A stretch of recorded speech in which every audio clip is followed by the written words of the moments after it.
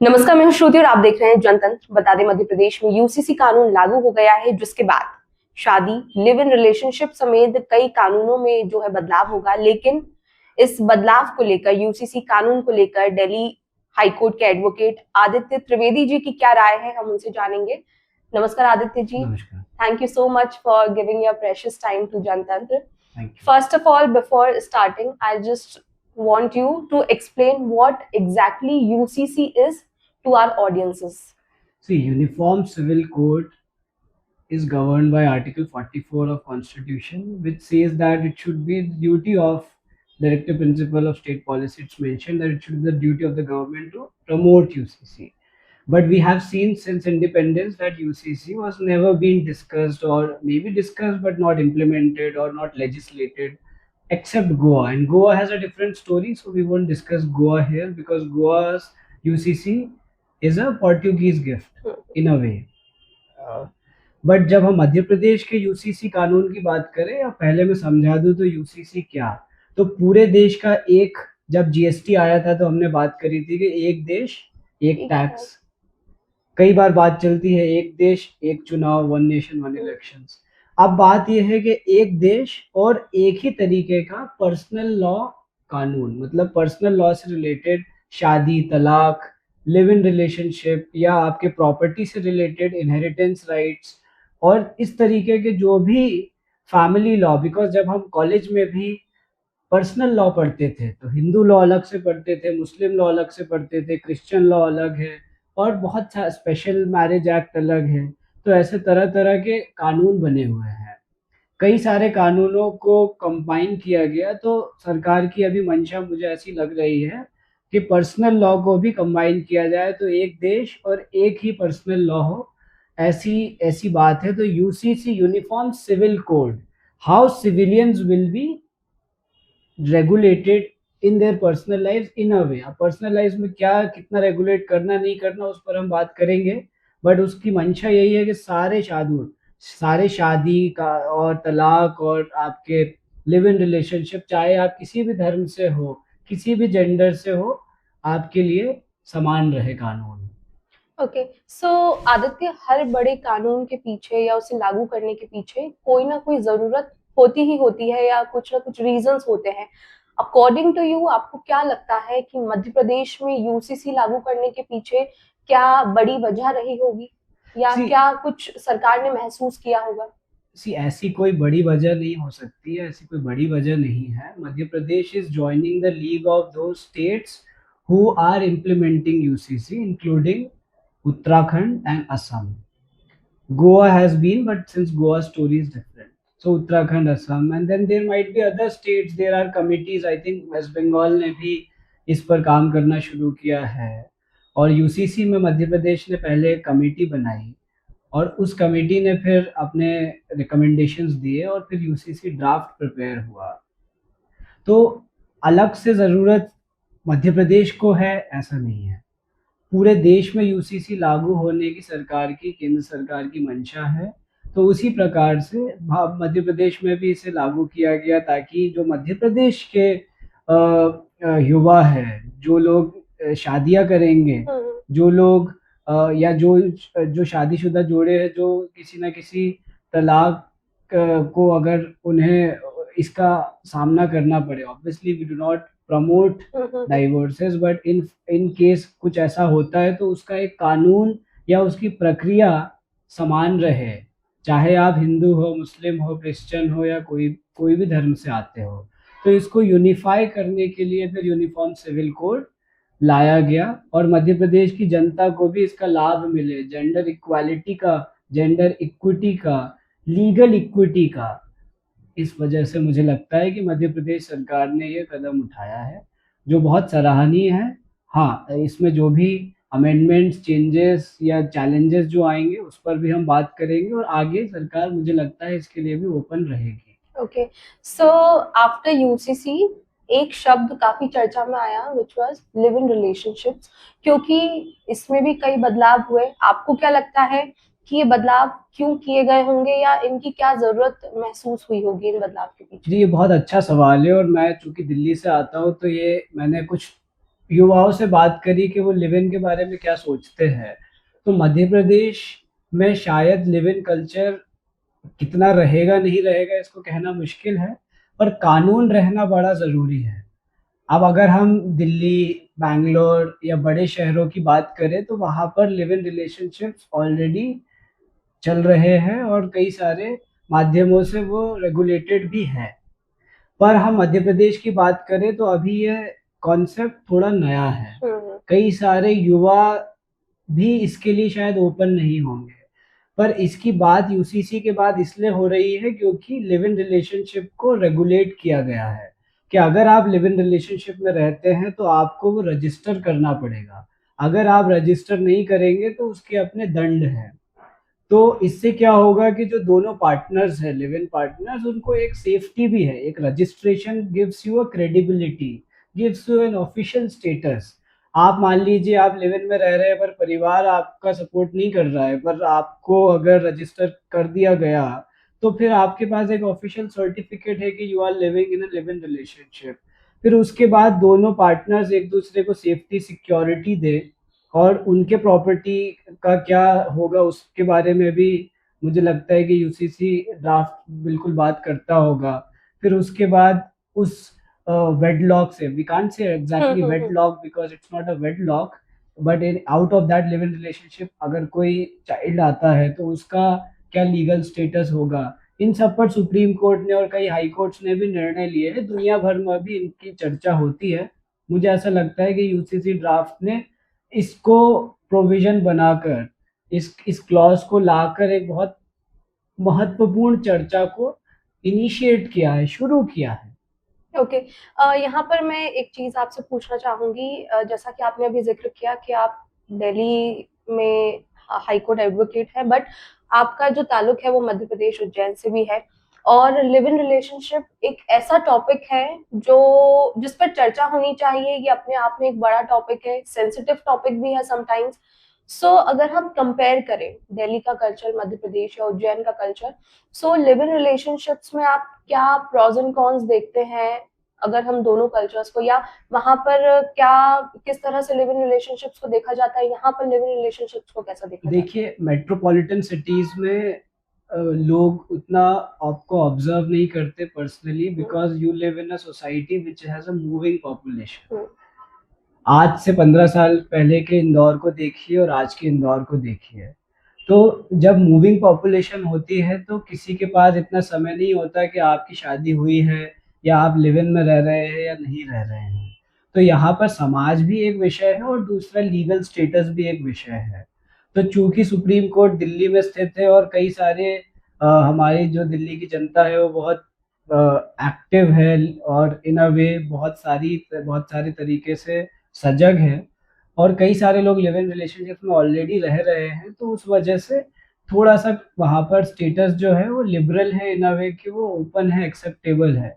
But Madhya Pradesh में चूंकि वो चीज़ अभी तक देखी नहीं गई है, बहुत कम लोग हैं, मैं कुछ लोगों को जानता हूँ जो इंदौर या भोपाल में लिव इन में रह रहे होंगे, तो उन उस तरीके से अभी यहाँ पर उस पर बात होना थोड़ा सा मुश्किल है। समाज भी थोड़ा कंजर्वेटिव है, कल्चरल एफिलिएशन ज़्यादा है।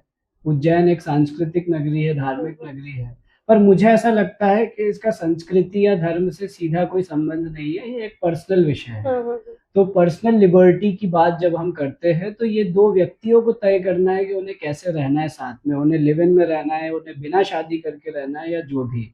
हम तो वकील है, हम सभी को उसकी उस सिचुएशन, उस फैक्ट के हिसाब से सलाह देते हैं। बाकी जो कानून कहेगा उसको सभी को मानना चाहिए। अच्छा, एक वकील के तौर पर नहीं, बट एज एन यंगस्टर या एक आम आदमी के नजरिए से मैं अगर आपसे पूछूं, तो आपको क्या लगता है कि क्यों लिव इन रिलेशनशिप्स का ये जो कल्चर है या ये जो एरा है, ये अब बहुत ज्यादा ग्रोथ कर रहा है? क्यों लोग इस पर्टिकुलर सेगमेंट पे शिफ्ट हो रहे हैं, या जो कपल्स है वो ज्यादातर लिव इन में रहना चाहते हैं? You are dragging me into a situation where I have to comment. Yeah. So you have to see marriage as an institution. You have to see society as a structure, and then you will see why live-ins are coming up.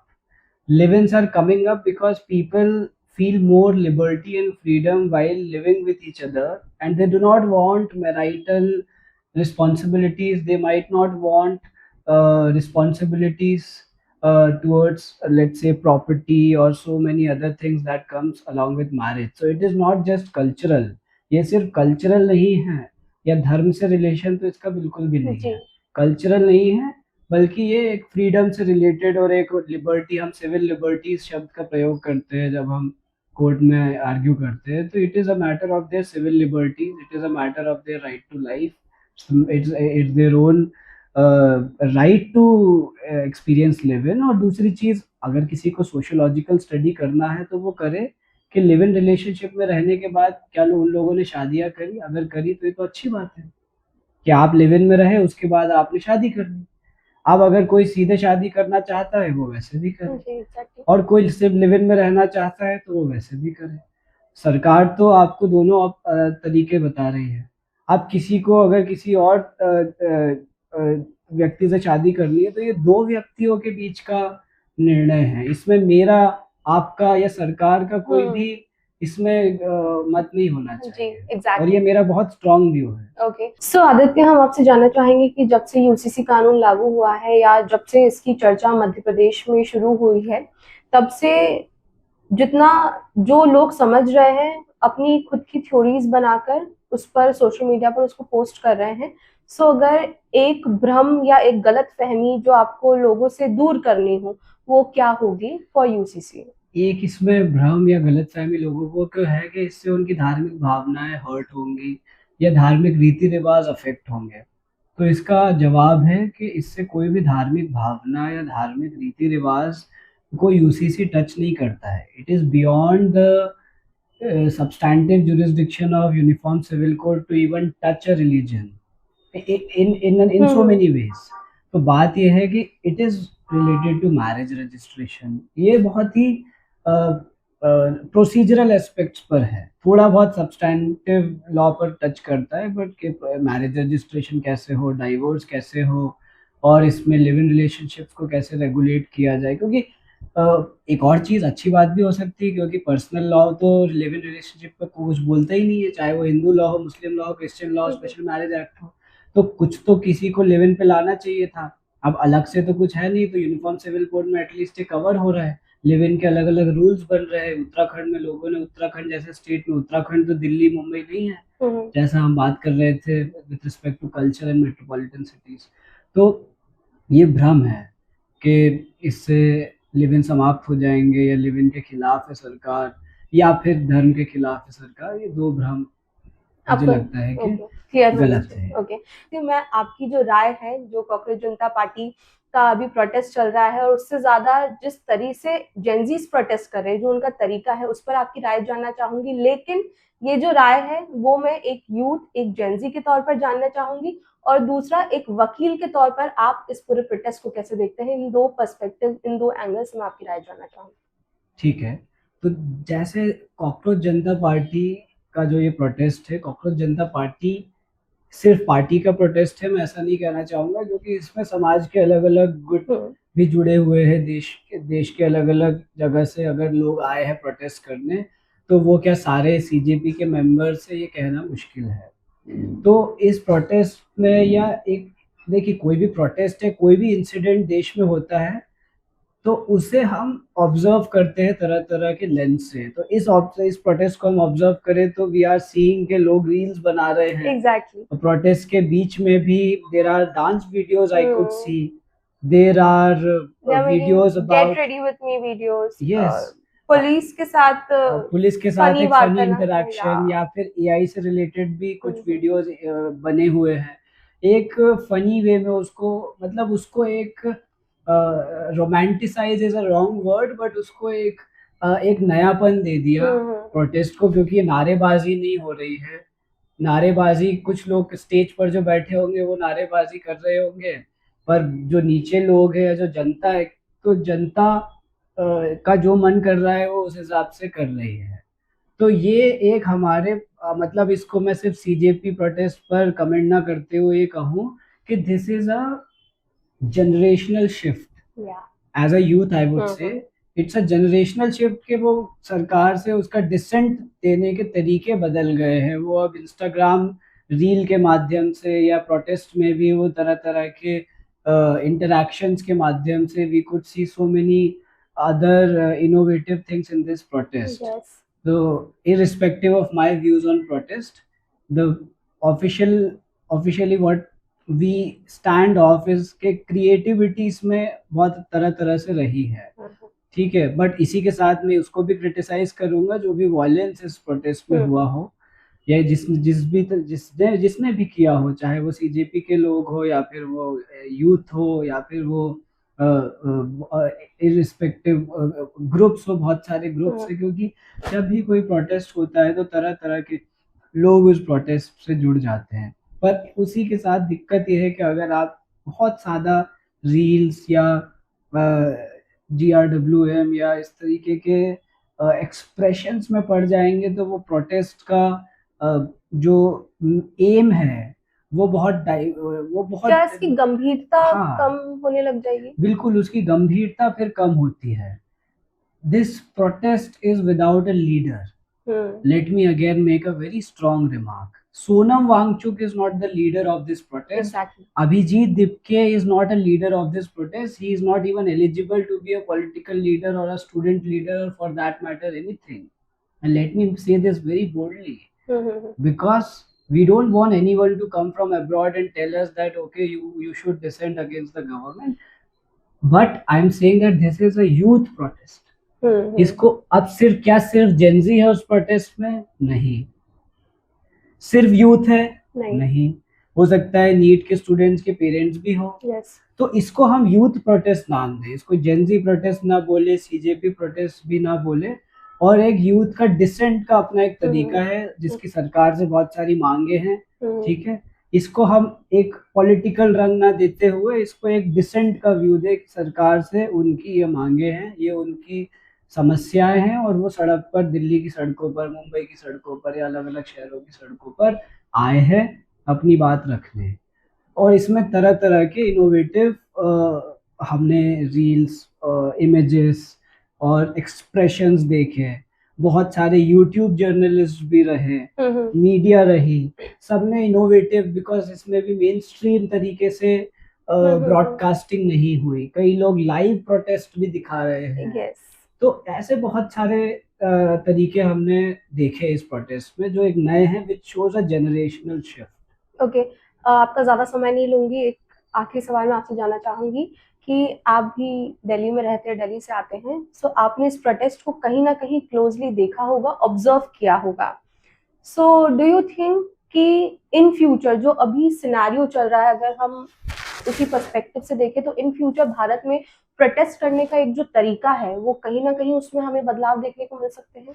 बिल्कुल मिल सकते हैं। आगे आने वाले protest digital protest भी हो सकते हैं, ऑफलाइन प्रोटेस्ट भी हो सकते हैं, हाइब्रिड भी हो सकते हैं, बट इसी के साथ हमें ये भी ध्यान देना होगा कि साइबर प्रोटेस्ट भी हो सकते हैं, साइबर अटैक्स भी हो सकते हैं, साइबर हाईजैकिंग, डिजिटल हाईजैकिंग भी हो सकती है, क्योंकि किसी समय प्रोटेस्ट करने का माध्यम एयरप्लेन हाईजैकिंग हुआ करती थी, बट क्या आप उसको जस्टिफाई करेंगे?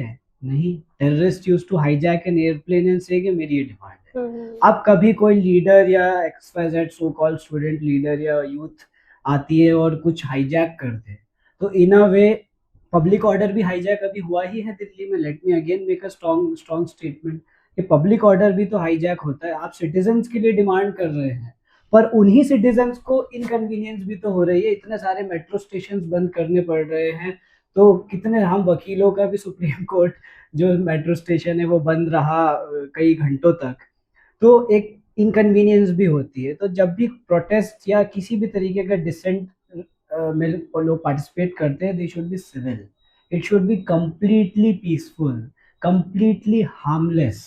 इस बात का ध्यान देना बहुत जरूरी है और मेरी यूथ को यही मैसेज है। Thank you for your view and opinion on this. हम फिर से यूसीसी पे आएंगे, हम यूसीसी की बात कर रहे थे।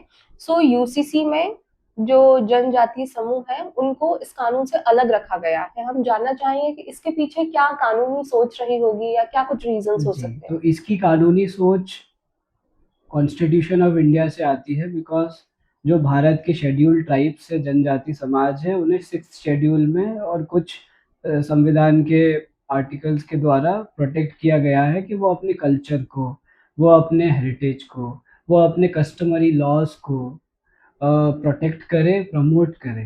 तो चूंकि उनके अपने कायदे कानून हैं, उनकी अपनी सभ्यताएं हैं, मध्य प्रदेश ने ये चीज़ नहीं देखी होगी, पर मुझे कई बार मौका मिला नॉर्थ ईस्ट में ऑटोनॉमस डिस्ट्रिक्ट काउंसिल कोर्ट्स में भी असिस्ट करने का। तो हम देखते हैं कि शेड्यूल्ड ट्राइब्स के कस्टमरी लॉज अलग होते हैं। मध्य प्रदेश में भी काफ़ी जनजाति समाज है, तो उस समाज के हितों का और संविधान द्वारा जो ऑलरेडी एक जुरिस्प्रूडेंस बना हुआ है उसका ध्यान रखते हुए उसे उस समाज को यूसीसी से अलग किया गया है।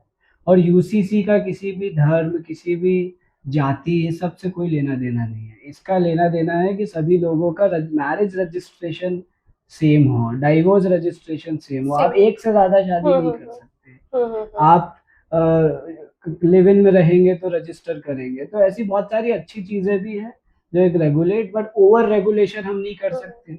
अब इसको तो हमने एग्जाम्पशन में ही डाल दिया है शेड्यूल ट्राइब्स को। जी।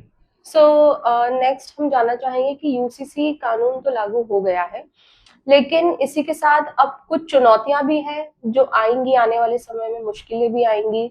हम आपसे जानना चाहेंगे कि एक वकील के तौर पर आपको क्या लगता है कि क्या कुछ चुनौतियां इन फ्यूचर लोगों को या सरकार को फेस करनी पड़ सकती है आफ्टर इसके लागू, चूंकि लागू हो चुका है, सो इन फ्यूचर क्या कुछ ऐसा हो सकता है? जी, तो देखिए यूसीसी क्योंकि एक नया कानून है, जब भी कोई नया कानून आता है तो सबसे पहली समस्या जो यूसीसी के साथ भी होगी वो है अवेयरनेस। Yeah.